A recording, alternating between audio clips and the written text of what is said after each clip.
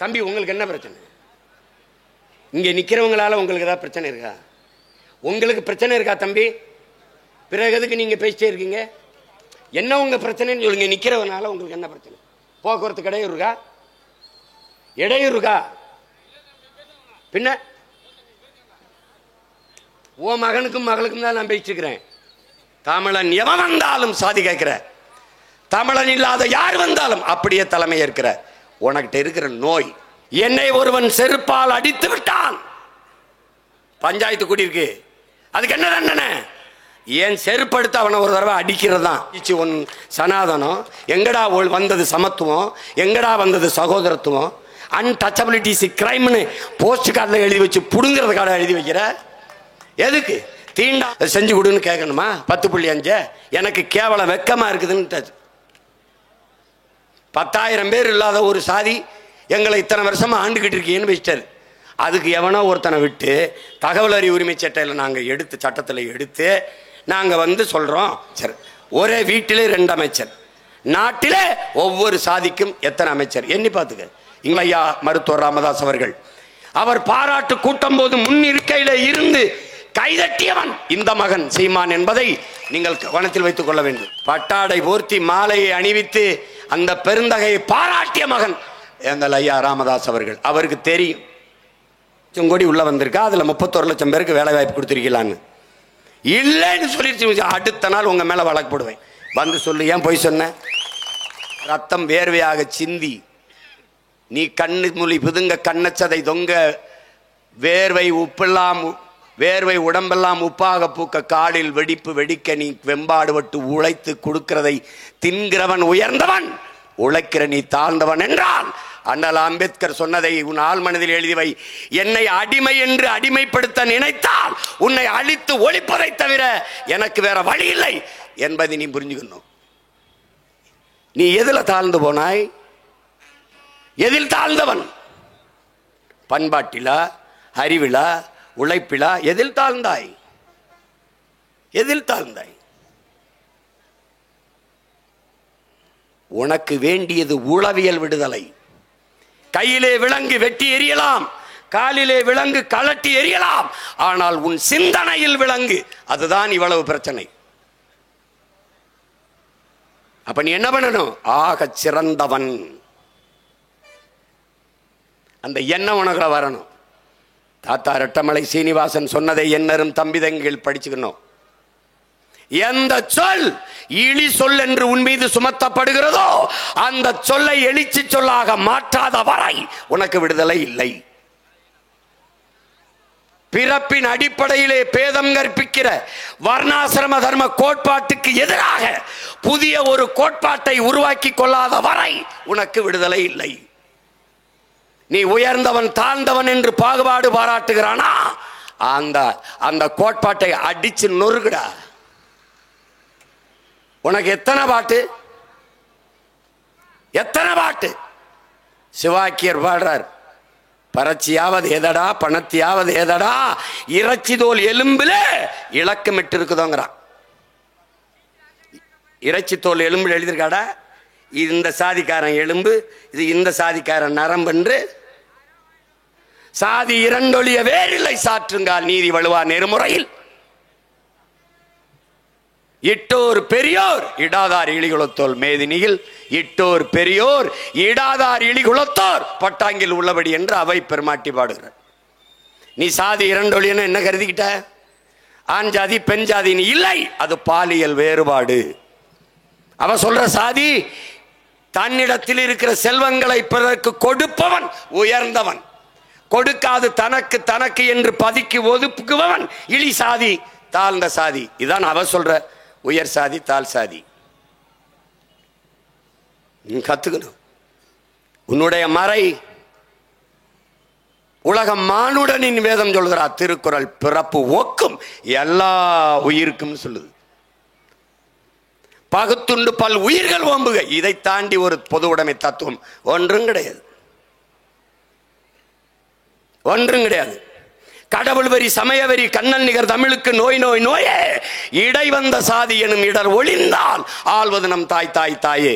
புரட்சி பவள நம் தாத்தா பாரதிதாசன். தமிழுக்கு அமுதென்று பேர், அந்த தமிழ் இன்பத் தமிழ் எங்கள் உயிருக்கு நேர் என்று பாடிய புரட்சி பாவலன். எங்கள் வாழ்வும் எங்கள் வளமும் மங்காத தமிழ் என்று சங்கே முழங்கு என்று முழங்கிய புரட்சி பாவலன் பாவேந்தன் பாரதிதாசன். தமிழை தன் உயிர் என்று பாடியவன். சாதி ஒழித்தல் ஒன்று, நல்ல தமிழ் வளர்த்தல் மற்றொன்று என்றுதான் பாடினான். முதலில் தமிழ் வளர்த்தல் ஒன்று, சாதி ஒழித்தல் மற்றொன்று என்று பாடலை. ஏன் ஏன் சாதி ஒழித்தல் ஒன்று, நல்ல தமிழ் வளர்த்தல் மற்றொன்று, அப்படிதான் பாடினான்.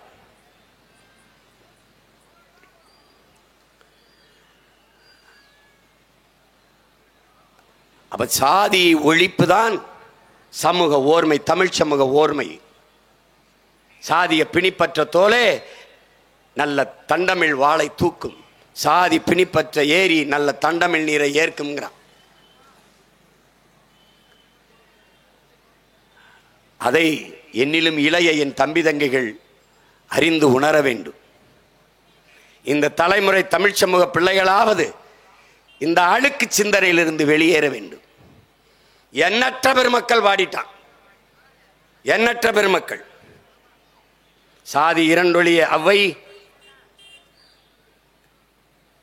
சாதிகள் இல்லையடி பாப்பா.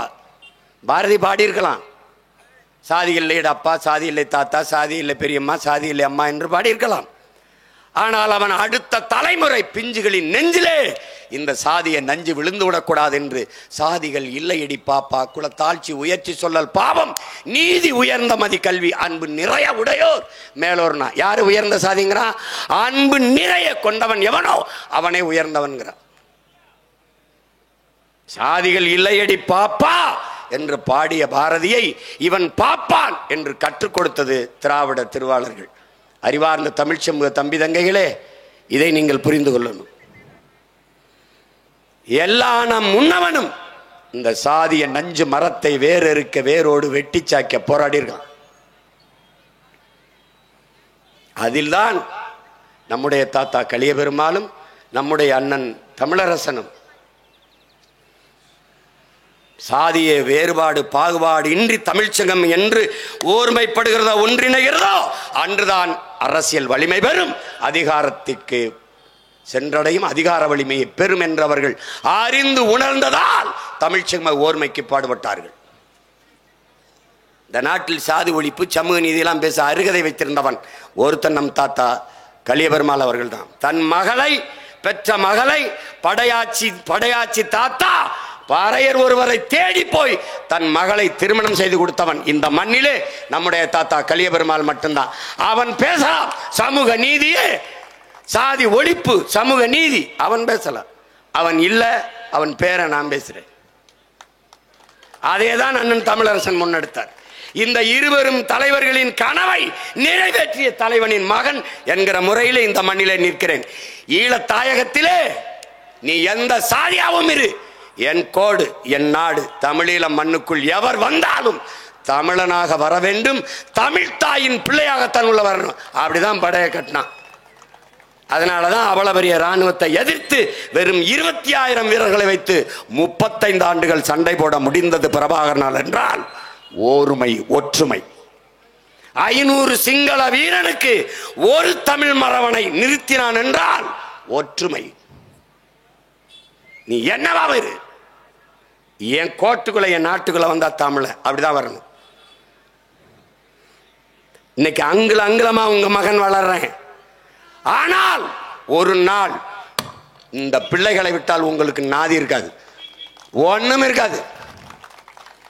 வீட்டில் போய் மல்லாக்கப்படுத்தி யோசிச்சு பாரு, உனக்கு என்ன இருக்குன்னு.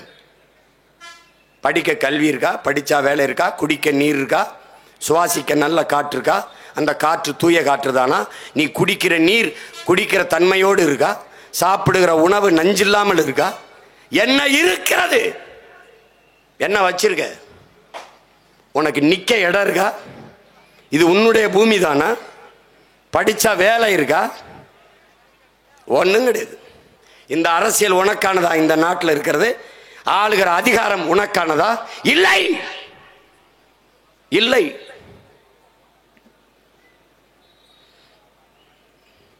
இது உன் மொழியை காக்குமா? உன் மொழியை மீக்குமா?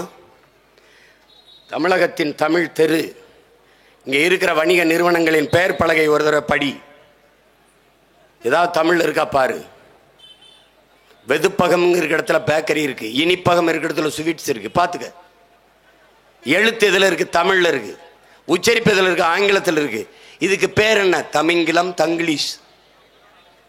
நீ ஒரு புது மொழியை உருவாக்கி உன் முகத்தை நீயே கற்களால் அடித்து அடித்து அடித்து சிதைத்துக் கொண்டிருக்கிறாய். என் உடன் பிறந்தவனே, சீமான் முகம் சிதைந்து செத்தால் அவன் பிணத்தை அடையாளம் காட்ட முடியாது. அதுபோல உன் மொழி சிதைந்து அழிந்தால் உன் இனத்தை அடையாளம் காட்ட முடியாது என்கிற வரலாற்று உண்மையை நீ கற்றுக்கொள். நீ இவ்வளவு காலமாக சாதி மதங்களாக பிளந்து பிரிந்து நின்றாய். நீ சாதித்த ஒன்றை சொல். இறங்கி இப்படியே நான் வீட்டுக்கு செல்கிறேன், ஒன்றை சொல். இப்படி நின்று இதை சாதிச்சோம் சொல்லு, சொல்லு, ஒன்னு சொல். தமிழன் எவன் வந்தாலும் சாதி கேட்கிற, தமிழன் இல்லாத யார் வந்தாலும் அப்படியே தலைமை ஏற்கிற. உனக்கிட்ட இருக்கிற நோய், இந்த நோய்க்கு எந்த மருத்துவரும் மருந்தளிக்க முடியாது. நீயே சாப்பிட்டு திருந்திக்கிட்டா தான். உன் முதுகுல ஒட்டி இருக்கிற சாதி அழுக்கை நான் சொருண்டி கழுவினால், சொரிந்து கழுவினால், தேய்ச்சி கழுவினால் கோபம் வரும். நீயே தேய்ச்சி கழுவிக்க. உன் முதுகுல இருந்தா கழுவிடலாம். உன் மூளைக்குள்ள படிந்து இருக்கிற அழுக்கு, அதிலிருந்து வெளியில வா. எல்லாம் சரி, அப்புறம் சாதி வாரி என்ன சொல்ற? சாதியை ஒழிக்க இருக்கிற கடைசி கருவியே சாதி வாரி கணக்கெடுப்பு எடுத்து இடஒதுக்கீடு கொடுக்கிறது தான். நீ எப்படி ஒழிப்ப சீமான்? எல்லாருக்கும் உண்டானது எல்லோருக்கும் கிடைத்து விட்டால் அதான்டா சமூக நீதி. எல்லாருக்கும் உண்டானது எல்லாருக்கும் கிடைச்சிருச்சுன்னா ஏன் போட்டி? ஒரு எளிய கோட்பாடு என் உடன் பிறந்தவர்களே. நாம கேட்பது, 5 பேர் இந்த வீட்டிலே இருக்கிறார்கள், 5 பேருக்கான சாப்பாடு அனுப்பிடு.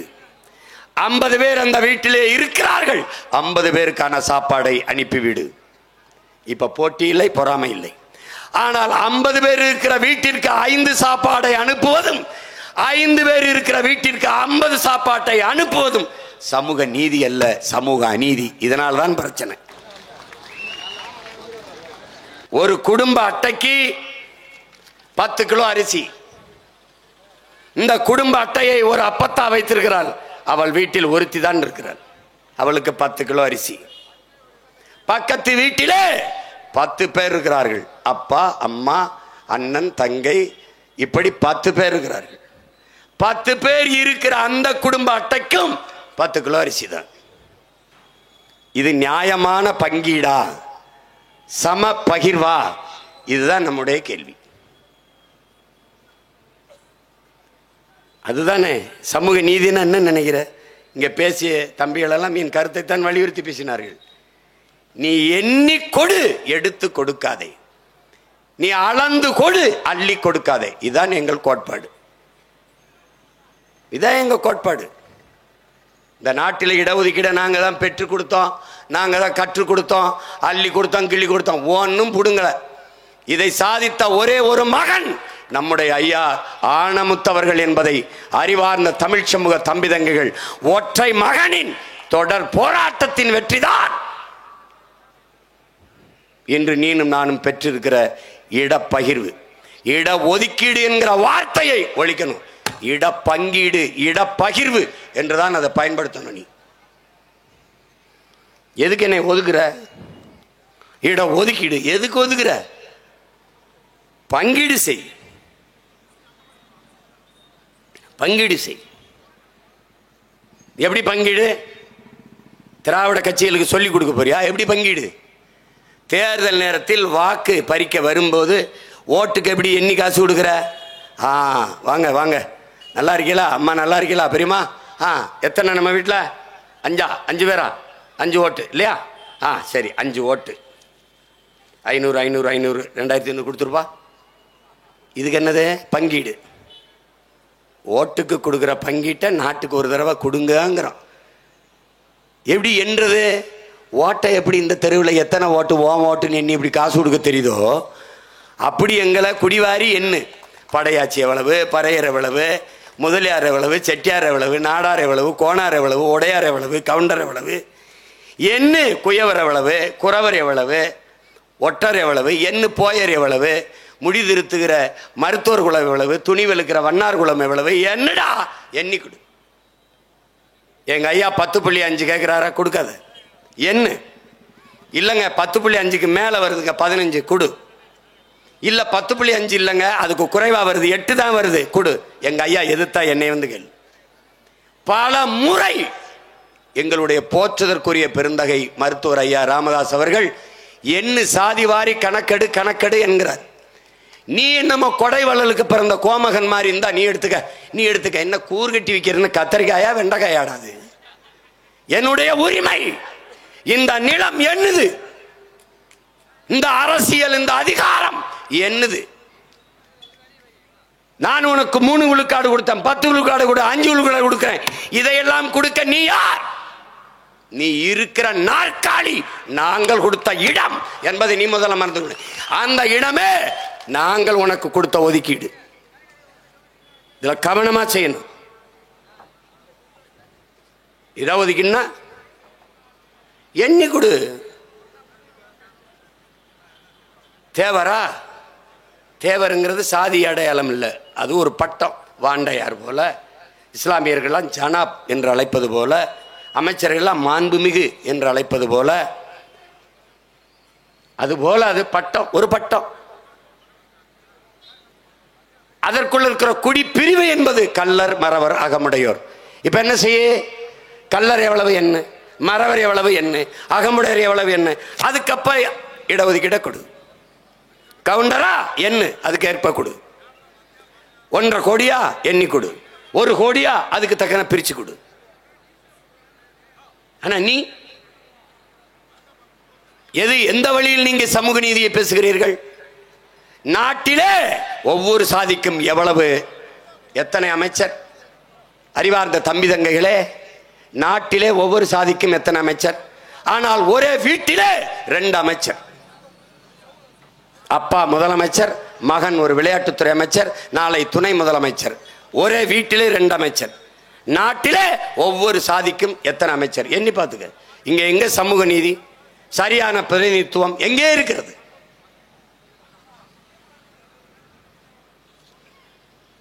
எங்க இருக்கு?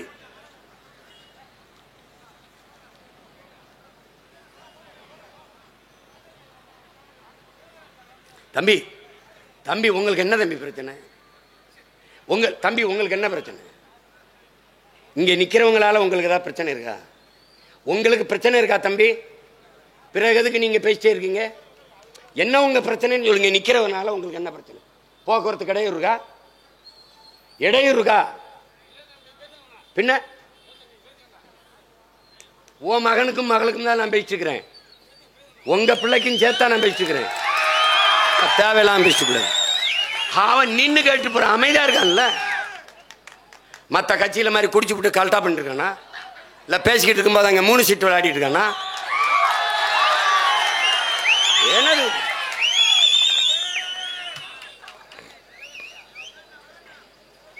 இன்னமா நாங்க பேசுறதெல்லாம் எங்களுக்காக. எனக்கும் பின்னாடி வருகிற என் தலைமுறைக்காக நாங்க கத்திக்கிட்டு இருக்கோம். எங்கள் முன்னவர்கள் கத்தினார்கள், ஒன்னும் பயனடைஞ்ச மாதிரி இல்ல, நாங்களும் கத்துறோம். இங்க எல்லாருக்கும் தான்.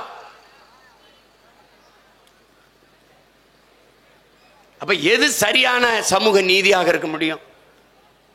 அப்ப சாதிவாரி கணக்கெடுப்பு எடுத்து சமூக நீதி உரிய இடப்பகிர்வை கொடுத்து விட்டால் சாதி ஒளிந்து விடுமா என்றால் ஒளிந்து விடும். தம்பி, நத்தைக்கு எதுக்கு கூடு தேவைப்படுகிறது? எதற்கு தேவைப்படுகிறது? கூடு இல்லை என்றால் எல்லாம் தொட்டு தொட்டு பிடிச்சு பிடிச்சு கொண்டு விடுவ. அப்ப ஆபத்து வரும்போது படக்கென்று ஒரு கூட்டுக்குள் மறைகிற தேவை வருது. புழுக்கு எதுக்கு கொடுக்கு முளைக்குது?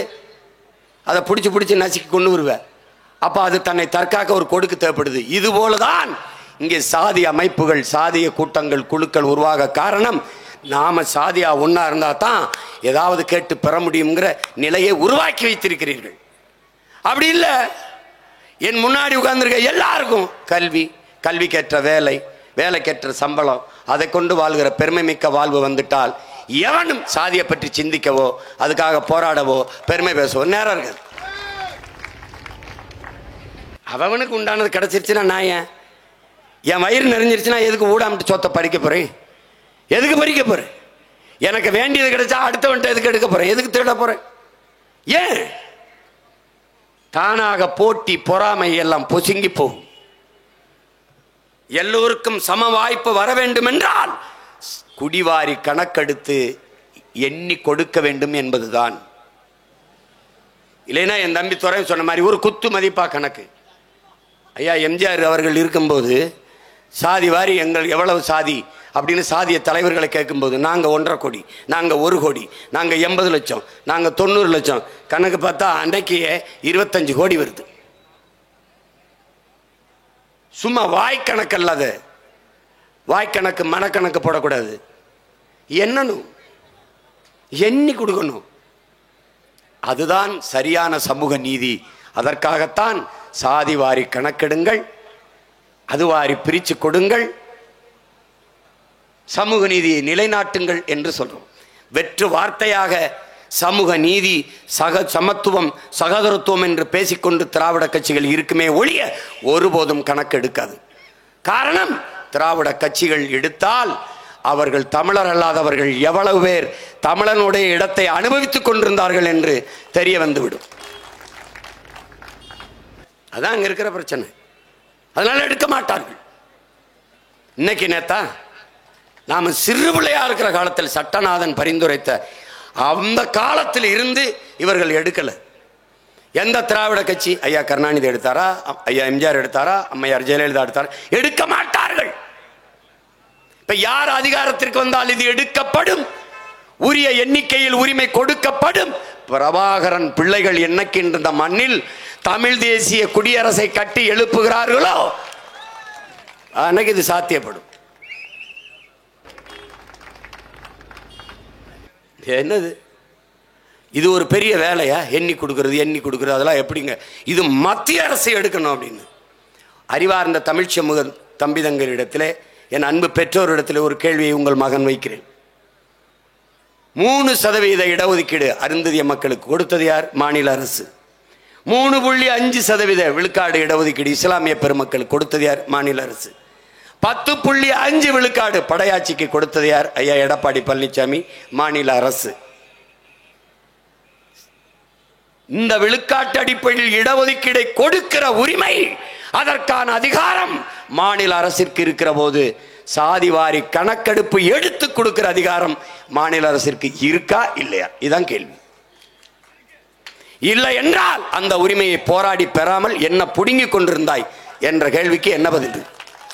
நீ மாநில உரிமை பேசினாய், மத்திய அரசு கணக்கெடுக்க வேண்டும் என்கிறாய். மாநில தன்னாட்சி மத்தியில் கூட்டாட்சி, இந்த முழக்கத்தை வைத்தது யார்? உறவுக்கு கை கொடுப்போம், உரிமைக்கு குரல் கொடுப்போம், இதை பேசியவர்கள் யார்? யார்? ஏன் இந்த உரிமைக்கு பேசல? பாரதிய ஜனதா இடஒதுக்கீட்டுக்கு எதிரான கோட்பாட்டை கொண்டது என்று தெரிந்தும் நீ எடு. இஸ்லாமிய சிறைக்கதிகள் விடுதலைக்கு எதிரானது RSS பிஜேபி அதன் அதிகாரம் என்று தெரிந்தும் ஆளுநர் கையெழுத்திட வேண்டும். அவர் போட மாட்டார். தெரிந்தும் முன்னகர்த்தி அவர் மேல சாட்டி தப்பிப்பதை அறிவார்ந்த தமிழ் சமூக தம்பிதங்குகள் எப்படி ஏற்கிறீர்கள்?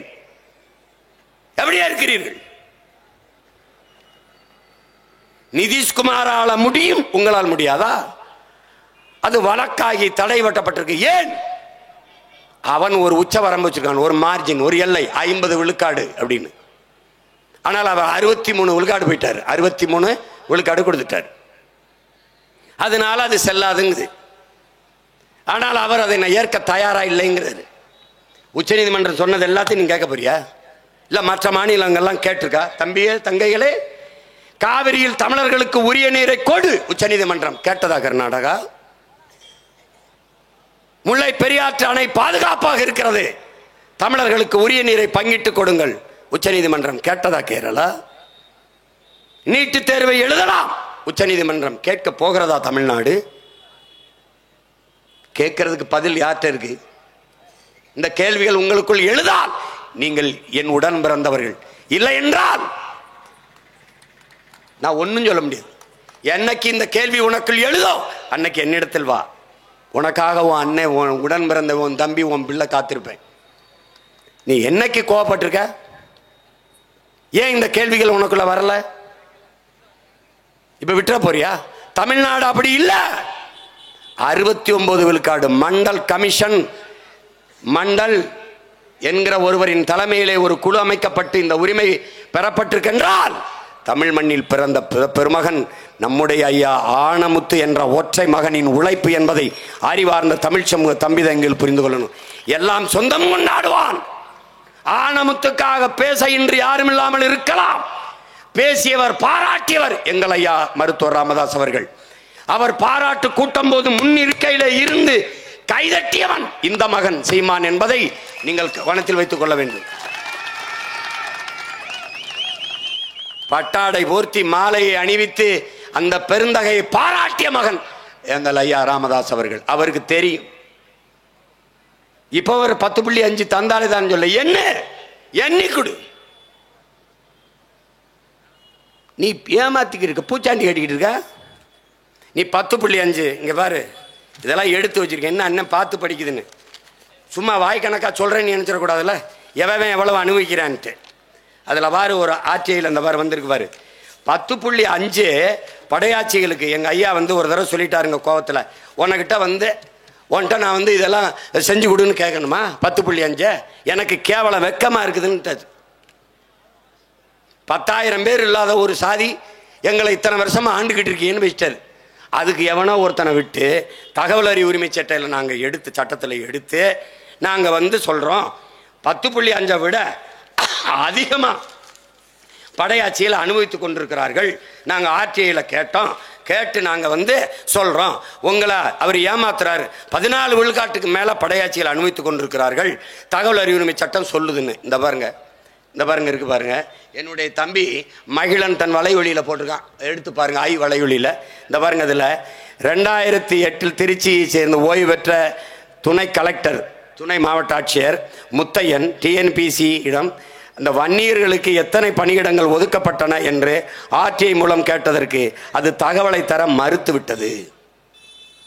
இப்ப எங்களை சேர்ந்த ஒருவர், என் தம்பி அறிவன், இந்த உண்மையிலே வன்னியர்களுக்கு 10.5க்கு மேல பயன்பாட்டில் இருக்கா, இடஒதுக்கீடு இருக்கா, 14 விழுக்காடு இருக்கா அப்படிங்கிற தகவல் அறிவுரிமை சட்டத்தில் போட்டு கேட்டதுக்கு இந்த தகவலை நீங்க யாருக்கும் கொடுத்தீங்க.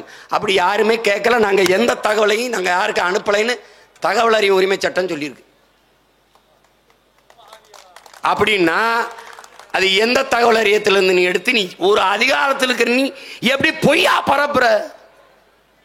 ஒரு சமூகத்தை, தமிழ் சமூகத்தின் பெரும்பான்மை தமிழ் சமூகத்தை எப்படி ஏமாத்துற நீ?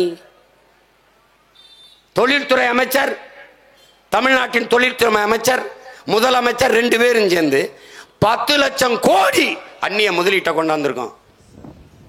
அதை வச்சு 31 லட்சம் பேருக்கு வேலை வாய்ப்பை கொடுத்துருக்கோம்னு நீங்க 2 பேரும் பேசிட்டே இருக்கிறீங்க. இப்ப நான் இதே தகவல் அறிவு உரிமை சட்டத்துக்கு கேட்டிருக்கேன், உண்மையிலே 10 லட்சம் கோடி உள்ள வந்திருக்கா, அதுல 31 லட்சம் பேருக்கு வேலை வாய்ப்பு கொடுத்துருக்கலான்னு. இல்லைன்னு சொல்லிடுச்சு. அடுத்த நாள் உங்க மேல வழக்கு போடுவேன். சொல்லு, ஏன் போய் சொன்ன? இது எவ்வளவு பெரிய ஏமாத்துங்க, எவ்வளவு பெரிய ஃப்ராடு, அயோக்கியத்தனம். தகவல் அறிவு சட்டம் சொல்லிடுச்சு 14 விழுக்காட்டுக்கு மேல படையாட்சி அணிவிக்கிறோம். நீ உண்மை பேசுற, எங்க ஐயா போய் பேசுறாரு. அப்படித்தானே? அப்படித்தானே? ஏமாற்று. அருந்ததிய மக்களுக்கு உள்ஒதுக்கீடு அவர் எங்க அண்ணன் அதியமான் ஆதித்தமிழர் இயக்கத்தினுடைய தலைவராக இருக்கிறாரு. அவர் இந்த அருந்ததிய சமூகத்தில் ஒரு தலைவர். அவர் சொல்றாரு பாருங்க, நாங்கள் தனி ஒதுக்கீடு தான் கேட்டோம், தனி இட ஒதுக்கீடு தான் கேட்டோம், உள் ஒதுக்கீடு கேட்கல. தம்பி நீ நல்லா விளைஞ்சுக்கணும். SC ST, scheduled tribes, scheduled caste, பழங்குடி மக்களுக்கும் ஆதி தமிழ் குடிகளுக்கும் 18 விழுக்காடு போராடி பெற்றுத்தந்த பெருமகன் யார்? நம்ம ஐயா தான். நம்ம ஐயா தான் ஒற்றை மகனாக ஊர் ஊரா போய் எல்லா மாநில முதலமைச்சர்கள், எல்லா மாநில தலைவர்கள், எல்லா அரசியல் கட்சி தலைவர்களையும் சந்தித்து பேசி பல காலங்கள். இவர்களைப் போல பெரிய செல்வன் தான், கோடீஸ்வரன்லாம் கிடையாது, ஒரு ஜிப்பா, ஒரு கருப்பு துண்டு, ஒரு செருப்பை போட்டுக்கிட்டு போய் பேசி பேசி பேசி குடியரசுத் தலைவர் எல்லாத்தையும் பேசி அன்னைக்கு பிரதமராக வந்த ஐயா விபி சிங்கால் நிறைவேற்றப்பட்டது 69%. இந்த மண்டல கமிஷன், மண்டல் தலைமையிலே ஒரு கமிஷன், ஒரு குழு அமைக்கப்பட்டதே ஆனமுத்து என்கிற மகத்தான பெருமகனின் போராட்டத்திற்கு கிடைத்த வெற்றி. அதில் பெற்ற உரிமை 18 விழுக்காடு தேவேந்திரர், பறையர் இவர்கள் எல்லாருக்கும், பழங்குடி மக்களான குறவர், ஒட்டர் எல்லாருக்கும், போயர் எல்லாருக்கும் சேர்த்து இந்த 18 விழுக்காட்டிலே 3 விழுக்காடு அருந்ததியர் சமூகத்திற்கு எடுத்து கொடுத்தவர் ஐயா கருணாநிதி. அவர்கள் கேட்டது தனி இட ஒதுக்கீடு, நீங்கள் கொடுத்தது எங்களுக்குள் இருந்து உள் ஒதுக்கீடு. தம்பி தங்கைகளே, நானே நெளிஞ்ச தட்டில் 5-6 பருக்கைகளை போட்டு சாப்பிட்டு கொண்டிருக்கிறேன். எனக்கே இது பத்தலை. இதில் 2 எடுத்து இன்னொருத்தனுக்கு கொடுத்து விடுவது எந்த வழியில் நியாயம்? பக்கத்தில் ஒருத்தன் சட்டி சட்டியாக ஆக்கி பிரியாணி தின்று இருக்கும்போது நான் இத்தனீண்டு ஒரு வேளை கஞ்சி நெளிஞ்ச தட்டில் போட்டு குடிச்சிக்கிட்டு இருக்கிறத எடுத்து இன்னொருத்தனுக்கு கொடுப்பதை எப்படி நீங்கள் சரியான பங்கீடாக பார்க்குறீங்க? எப்படி பார்க்குறீங்க? எங்கிருந்து கொடுக்குது? இங்கிருந்து தான் கொடுக்கணும்னா இப்போ பொருளாதார அடிப்படையில் பின்தங்கிய மக்களுக்கு 10 விழுக்காட்டை எங்கிருந்து எடுத்து கொடுக்கிறீர்களோ அங்கிருந்து தான் அருந்ததிய மக்களுக்கு நீங்கள் 3 விழுக்காடு இல்லை 15 விழுக்காடு வேணாலும் நீங்கள் அங்கிருந்தான் கொடுத்துருக்கணும். ஏன் கொடுக்கல? ஏன் கொடுக்கல? இந்தியா முழுமைக்கும் உள்ஒதுக்கீட்டுக்கு எதிரான போராட்டம், இந்தியா முழுமைக்கும் இடஒதுக்கீட்டுக்கு ஆதரவான நிலைப்பாடு போராட்டம். அருந்ததிய சொந்தங்களுக்கு நீங்கள் 3 கொடுங்கள், 6 கொடுங்கள், 10 கொடுங்கள், அவர்களுக்கான இடஒதுக்கீட்டை ஏற்கிறோம், இடப்பங்கீட்டை ஏற்கிறோம். அவர்கள் உரிமைக்காக நாங்கள் உயிரை கொடுத்தேனும் போராடி பெற்றுக் கொடுக்க அவர்கள் உடன் நிற்கிறோம். ஆனால் எங்களுக்குள் இருந்து எடுத்து கொடுப்பதை ஏற்க முடியாது. ஏனென்றால் நாங்களே பாதிக்கப்பட்டவர்கள். நீங்கள் அப்படி கொடுத்த நீங்கள் காலங்காலமாக ஒடுக்கப்பட்டு தாழ்த்தப்பட்டு வீழ்த்தப்பட்டிருக்க மக்களுக்கான உரிமையை கொடுக்க நினைத்த நீங்கள் பிசி எம்பிசி கோட்டாவில் இருந்து கொடுத்திருக்க முடியுமா? பதில் இருக்கா? முடியுமா? இந்த நாட்டில் ஏற்படுகிற கலவரத்தை கட்டுப்படுத்தியிருக்க முடியுமா? கொடுத்திருந்தால் நீங்கள் மறுபடி ஆட்சி அதிகாரத்திற்கு வந்திருக்க முடியுமா? தாழ்த்தப்பட்டவன், ஒடுக்கப்பட்டவன், அரசியல் வலிமையற்றவன், அதிகார வலிமையற்றவன், தனக்கென்று பேச குரலற்றவன் என்பதனாலேயே படக்கென்று எழுத்து கொடுத்து விட்டீர்கள். என்ன என்ன மனச்சான்று உள்ளவர்கள் சிந்தித்து பாருங்கள். இட ஒதுக்கீடு தான் அண்ணனே சொல்லியிருக்காரு. இந்த பாருங்க, இட ஒதுக்கீடு தான் நாங்கள் கேட்டோம். ஆனால் ஐயா கருணாநிதி தான் உள்ஒதுக்கீடு கொடுத்தார். பின்னாடி அவர் சொல்றாரு, ஐயா கருணாநிதி அவர்கள் உடல் நலிவுற்று நலமில்லாமல் போய் மருத்துவமனையில் படுத்து விட்ட பிறகு ஸ்டாலின் அவர்கள் தான் சட்ட முன்வரவை சட்டசபைக்குள் கொண்டு வந்தார், எதிர்ப்பில்லாமல் சட்டம் நிறைவேறியது என்று. அன்னைக்கு இந்த உள்ஒதுக்கீடு கொண்டு வருகிற போது அந்த இடத்திலிருந்து அதை ஆதரிக்காமல் வெளியேறியவர் அண்ணன் புதிய தமிழகம் கட்சியினுடைய தலைவர் கிருஷ்ணசாமி அவர்கள் தான். பாருங்க, இதில் அவரே பேசினதை தான் வெளியிட்டிருக்காங்க தம்பிகள். இதில் என்ன சொல்றதுக்கு இருக்கு உங்களுக்கு? ஒரு உதாரணத்துக்கு ஒன்று சொல்ல பாருங்க.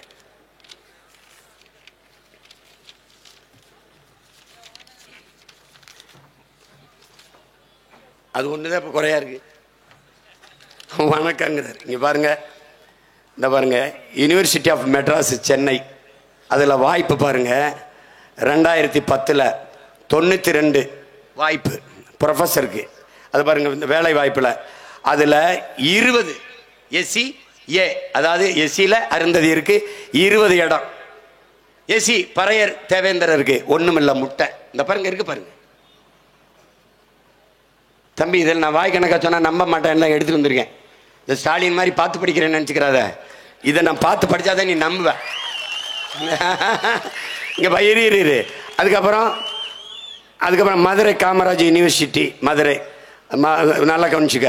அது 2010 7-10 2010 25 இடம், அதில் 6 இடம் அருந்ததி இருக்கு. ஒரு முட்டை பறைய இருக்கு, தேவேந்தர் இருக்கு, குறவர் இருக்கு, எல்லாம் பார்த்துக்க நீ மற்றவனுக்கு. இதில் என்னன்னா 18 விழுக்காட்டில் 3 விழுக்காடு அவங்களுக்கு போயிடுது, மீதி 15 விழுக்காடு தான் நமக்கு. அந்த 15 விழுக்காடை வைத்திருந்தும் நீ முட்டை தான். அந்த முட்டையை கூட பொரிச்சு சாப்பிடலாம், இதை ஒன்றும் பிடுங்க முடியாது. ஒன்றும் புரியுதா?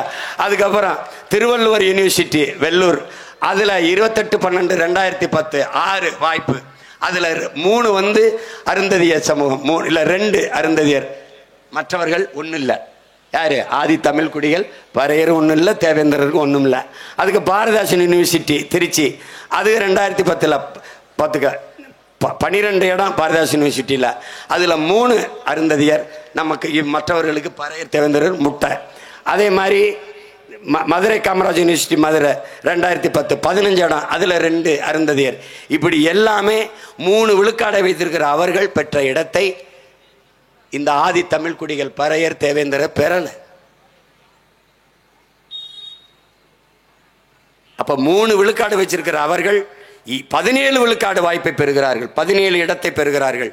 மீதி 15 இடத்தை வைத்திருக்கிற இவர்கள் 14 இடத்தை தான் பெறுகிறார்கள்.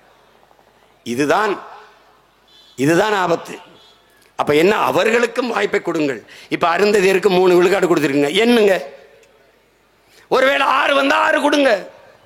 ஆனால் எனக்கிட்ட இருந்து எடுத்து கொடுக்காதீங்க. அவன் வச்சிருக்கான்ல 100 லட்டுல 80 லட்டு வச்சிருக்கான்ல, அவன்கிட்ட எடுத்து கொடுங்க, அவன்கிட்ட எடுத்து கொடுங்க. அதுக்கு சட்ட போராட்டமா, அரசியல் போராட்டமா, அதை செய்வோம். எங்கிருந்து கொடுப்பான்? வகுப்பில் முன்னேறிய வகுப்பினர், பொருளாதாரத்தில் பின்தங்கியவர்கள் என்று 10 விழுக்காட்டு இடஒதுக்கீட்டை எங்கிருந்து கொண்டு வந்து கொடுத்தார்களோ அங்கிருந்துதான் அதை எடுத்து கொடுக்கணும், வாங்கி கொடுக்கணும். அதை செய்யல. இது ஏன் நீங்க பேச மறுக்கிறீங்கன்னு கேளுங்களேன், கேளுங்க. ஓட்டு போயிரும். ஓட்டை வாங்குவது எதற்கு? உரிமையை பாதுகாக்க. உரிமையை பறிகொடுத்து விட்டு ஓட்டை வாங்கி என்ன செய்ய போற? நீ ஓட்டுக்கானவனா இல்லை இந்த நாட்டுக்கானவனா, நாட்டு மக்களின் நலனுக்கானவனா என்பதை அறிவார்ந்த தமிழ் சமூக தம்பி தங்கைகள், எண்ணரும் சொந்தங்கள் சிந்திச்சு பார்க்கணும். வெறும் ஓட்ட குறி வச்சு நிற்கிறது. அண்ணா அதிகமானே சொல்றாரு, மேற்கு மாவட்டங்களில் எல்லாம் அருந்ததிய மக்களின் வாக்குகள் அதிமுகவுக்காக இருந்தது, அசைக்க முடியாத அதிமுகவின் வாக்காக இருந்தது. மொத்த பேரும் எம்ஜிஆருக்கு தான் போடுவான். ஏன்? அவர் மதுரை வீரனாக நடித்தார். எல்லா வீட்டு சுவத்திலும் நான் பெருந்துறையிலே அண்ணன் வைகோ அவர்கள் கட்சியிலே நான், எங்க அப்பா மணிவண்ணன், என் அருமை சகோதரன் செல்வ பாரதி எல்லாம் இருந்தபோது நாங்கள் அங்கே சுப்பிரமணியன் என்கிற ஒரு விவசாயிக்கு சீட்டு கொடுத்திருந்தார் அண்ணன் வைகோ அவர்கள். அவருக்காக நாங்கள் வாக்கு சேகரிக்க சென்ற போது பெருந்துறையிலே அருந்ததிய மக்கள் வாழ்கிற தெருக்களிலே வீடுகளில் எல்லாம் எம்ஜிஆர் படத்தை வைத்து தெய்வம் போல வணங்கி கொண்டிருந்தார்கள். காரணம், மதுரை வீரகன் தன் சமூகம் சார்ந்த ஒருவனின் கதாபாத்திரத்தில் இவர் நடித்ததால் அவரை கொண்டாடினார்கள். அதனால் அந்த மக்கள் தங்களின் தெய்வம் என்று போற்றி எல்லா வாக்குகளையும் அதிமுகவுக்கு செலுத்தி வந்தார்கள். இப்போது அந்த வாக்கு திமுகவுக்கு திரும்பி இருக்கிறது. காரணம் இந்த உள்ஒதுக்கீடு தான். நான் சொல்லல, அண்ணன் அதிகமானவர்கள் சொல்லியிருக்காங்க, அந்த தாளில் இருக்கு. அதுக்கு மேல பார்த்து படிச்சா எனக்கு அசிங்கம்னு வச்சுட்டேன். நான் படிச்சுட்டதுனால அது சொல்றேன். இப்ப நானா பேசுறேன்னு தெரிஞ்சுப்பீங்கன்னா, அது தாள் வச்சிருந்துதாங்க பேசுறாரு, ஆதாரத்தோட தாங்க பேசுறாரு. இப்ப நாளையிலிருந்து என்ன தெரியுமில்ல, நம்ம பக்கம் இருக்கிற நியாயம் உண்மையெல்லாம் பேசுறது இல்ல, சங்கி. அது பெரியார் ஐயாவே சொல்றாரு, நல்லதை சொல்ல வந்தீங்கன்னா நீ நாத்திகம்பா, இல்லைன்னா நக்சலைட்டும்பா. அது மாதிரி நீ எந்த நல்லதை சொன்னாலும் சங்கி. நாம சங்கி, அவன் லுங்கி இல்லைன்னா அங்கி. இது ரெண்டுல ஏதோ ஒண்ணு. திமுகவை நீ எதிர்த்திட்டீங்கன்னா சங்கி தான். நாம சங்கி 100 ரூபா காசுக்கு அவங்கள தொங்கி, யாருக்கு 100 ரூபா காசுக்கு அவங்கள தொங்கி, ஐயோ என்ன பத்த அம்மா, இனிமேலாம் உங்களுக்கு ஒரு கஷ்டம் இல்லை. ரொம்ப கஷ்டம்னா 100 ரூபா வந்துடும். இது ஒரு கொடுமை. நீங்கள் என்னிலும் இளைய என் தம்பி தங்கைகள், இருபுறம் இருக்கிற சிறுவர்கள் ஒன்று தெரிஞ்சுக்கணும். இட ஒதுக்கீடுங்கிற முறை ஏன் வந்தது? இது திடீர்னு ஒன்று வரல. இந்த பொருளாதாரத்தில் பின்தங்கியவர்களுக்கும் கொடுக்க வேண்டும் என்ற கோட்பாடு இருக்குல்ல, என்ற கருத்தியல் இருக்குல்ல, அப்பவே இருந்தது.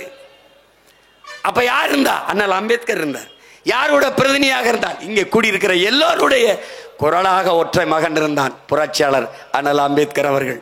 அறிவார்ந்த தமிழ் சமூக மக்கள். நேரு அவர்கள் அமைச்சரவையிலே பல தர்க்கம் நடக்கிறது.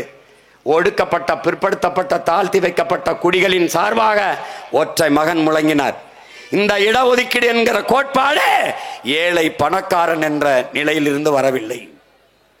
உங்கள் முன்னால் நிற்கிற மகன் சீமான் இந்த தெருவில் நடக்கக்கூடாது என்பது நான் ஏழை என்பதற்காக அல்ல.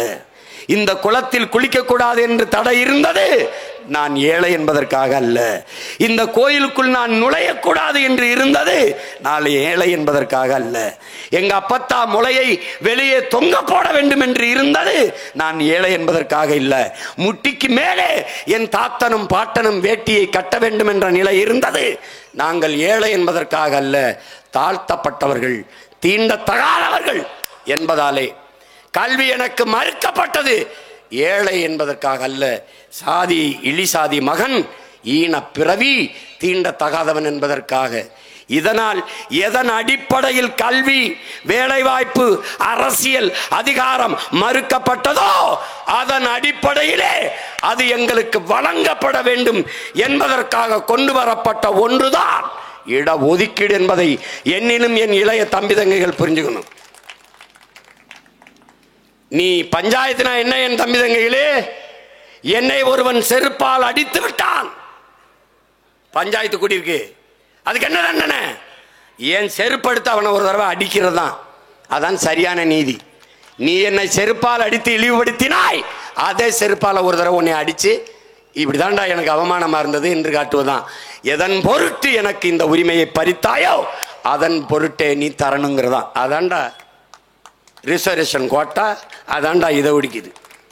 நீ ஏழை பணக்காரன் இல்லை. என்னரும் தம்பி தங்கைகளே, எனதருமை பெற்றோர்களே, ஏழையாக இருக்கிற சீமான் நாளை அதானி அம்பானியாக மாறிவிட முடியும். பொருளாதார அளவுகோல் மாறும். ஆனால் இந்தியாவின் முதல் பணக்காரனாக நான் வந்தாலும் நான் பறையன், நான் அருந்ததியன், நான் இளிமகன், நான் சாணான் என்பதில் மாற்றம் வராது. அதனால இதை ஒழிக்க துடிக்கிறோம். President of India Ramnath Kovind இந்திய நாட்டில் முதல் குடிமகனாக ஆன பிறகும் அவன் கோயிலுக்குள்ள போக முடியல.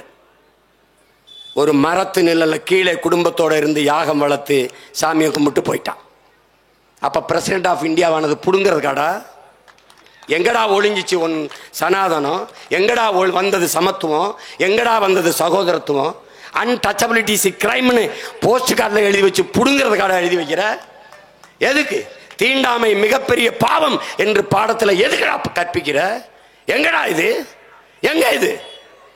பறையன் தொட்டு கொடுத்த காசை வாங்காம போய்வியாடா? பரதேசி பழம் வாங்கி நல்லா மடிச்சு சட்டைகளை வச்சுக்கிறீல்ல? சொல்லு.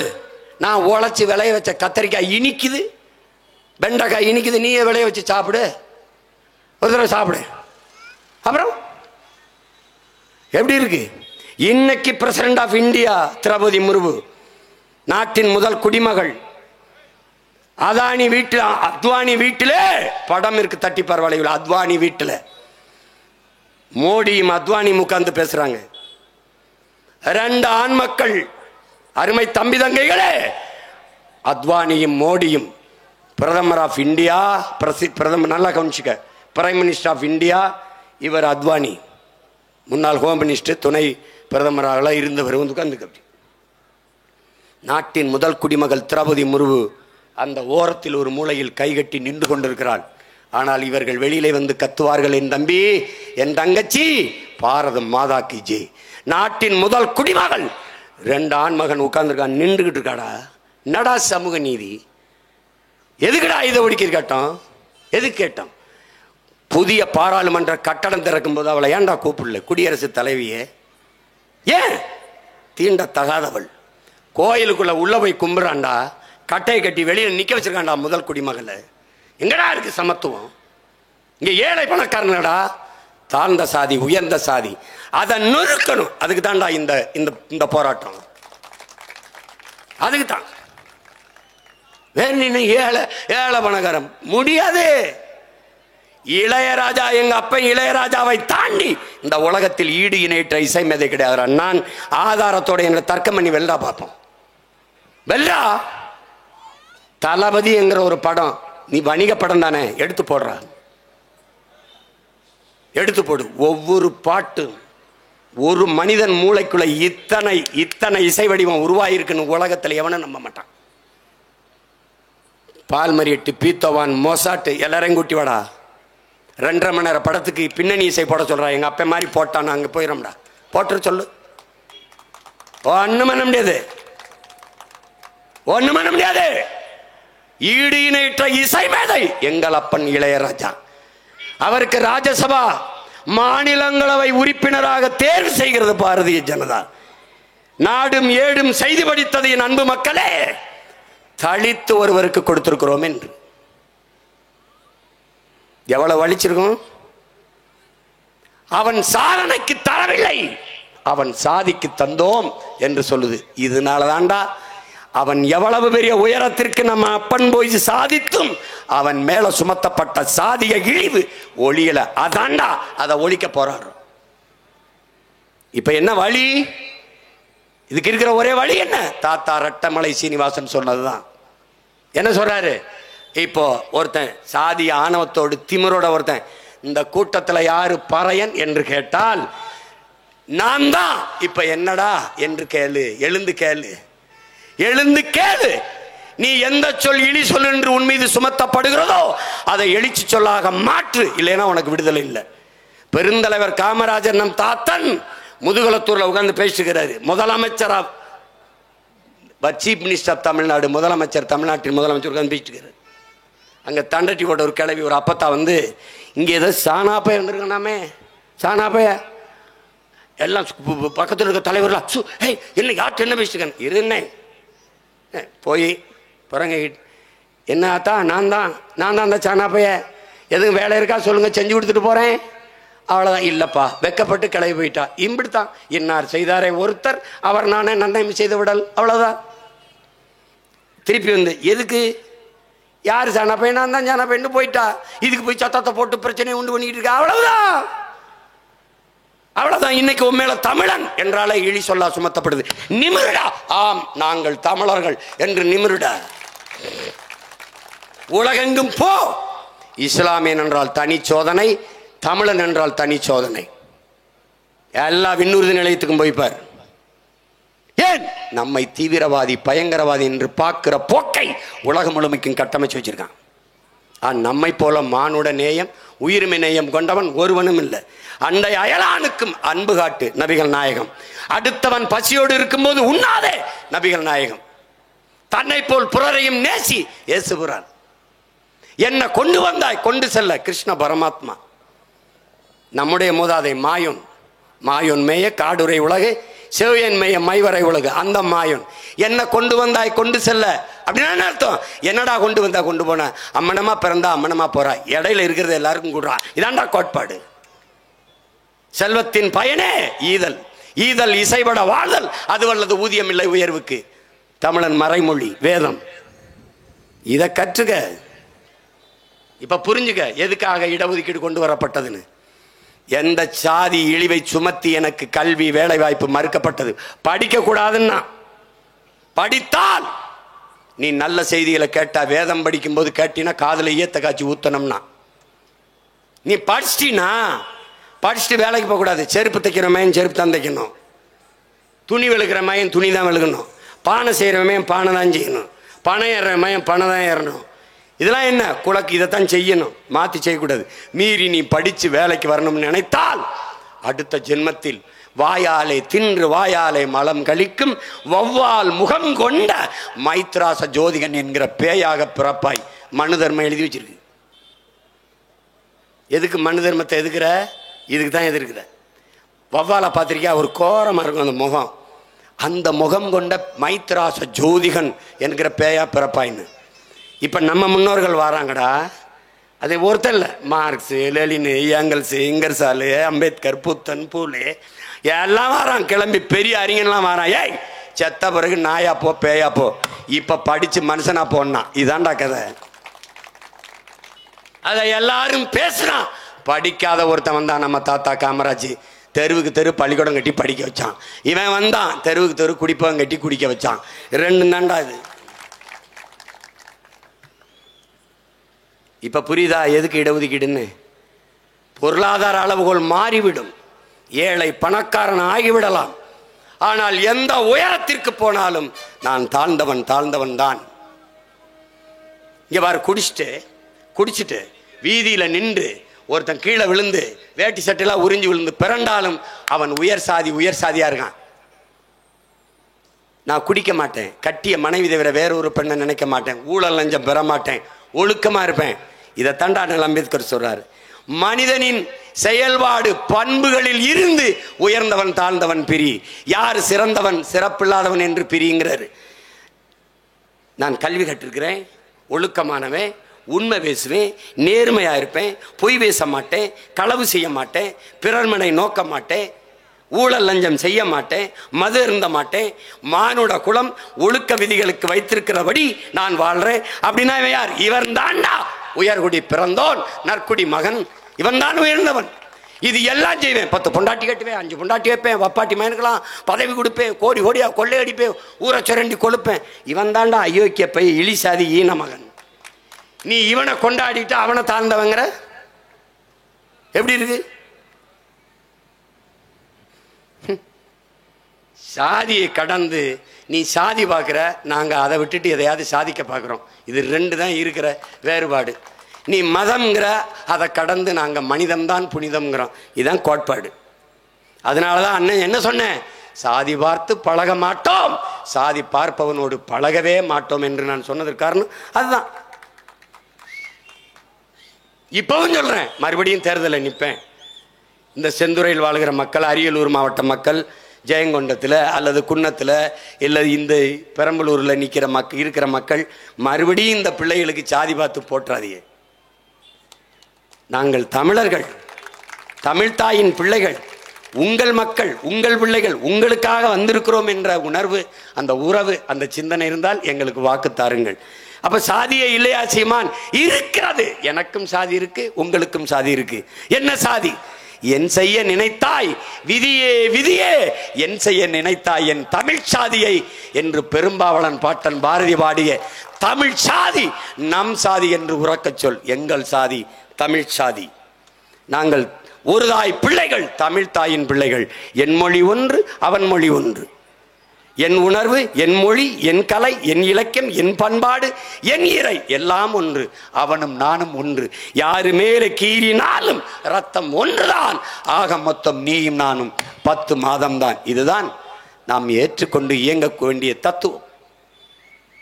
சாதி வாரி கணக்கெடுப்பு எடுத்து சமூக நீதியை நிலைநாட்ட மாட்டார்கள். அதற்காக வேணும் அன்னை தமிழ் சமூகம் அரியணை ஏற வேண்டும். தமிழ் வாழ வேண்டும் என்றால் தமிழன் ஆள வேண்டும் என்கிற புரிதல் என்னிலும் இளைய என் தம்பி தங்கைகளுக்கு இருக்க வேண்டும். அதனால்தான் இந்த கோட்பாட்டை வலியுறுத்துகிறோம். சாதிவாரி கணக்கெடுப்பு எடுங்கள், குடிவாரி உரிய உரிமையை கொடுங்கள், சமூக நீதியை நிலைநாட்டுங்கள் என்று. இதனால்தான் சாதிவாரி கணக்கெடுப்பு சமூக நீதி என்ற தலைப்பிலே இந்த மாபெரும் பொதுக்கூட்டத்தை நாம் தமிழர் பிள்ளைகள் நடத்தி இருக்கிறார்கள். என்னிலும் இளைய என் தம்பி தங்கைகளே, எதிர்கால தமிழ் சமூகத்தை மாற்றி படைக்க காத்திருக்கிற இளைய தலைமுறை புரட்சியாளர்களே, என் உயிர் தமிழ் சொந்தங்களே, உங்கள் அனைவருக்கும் என் அன்பும் வணக்கமும். புரட்சி எப்போதும் வெல்லும். உங்கள் பிள்ளைகள் எங்களின் வெற்றி அதை சொல்லும். இலக்கு ஒன்றுதான், இனத்தின் விடுதலை. தமிழ்தாய் வாழ்க, தலைவர் பிரபாகரன் வாழ்க. நாம் தமிழர்.